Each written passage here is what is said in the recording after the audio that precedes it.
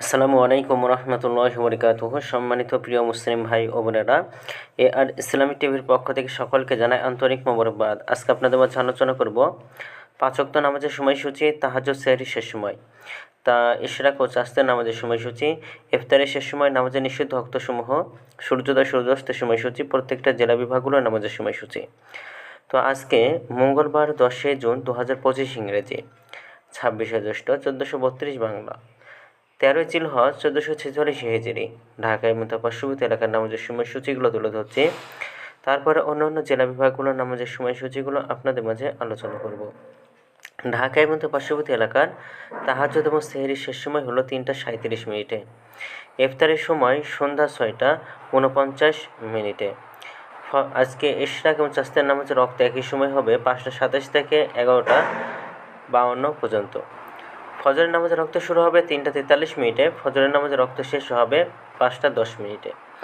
জোহরের নামাজের রক্ত শুরু হবে 11:59, শেষ হবে 4:37। জোহরের নামাজের রক্ত আসরের নামাজের রক্ত শুরু হবে 4:38 এবং শেষ হবে 6:44। মাগরিবের নামাজের রক্ত শুরু হবে 6:46। মাগরিবের নামাজের রক্ত শেষ হবে 8:11। এশার নামাজের রক্ত শুরু হবে 8:12। এশার নামাজের রক্ত শেষ হবে 3:42।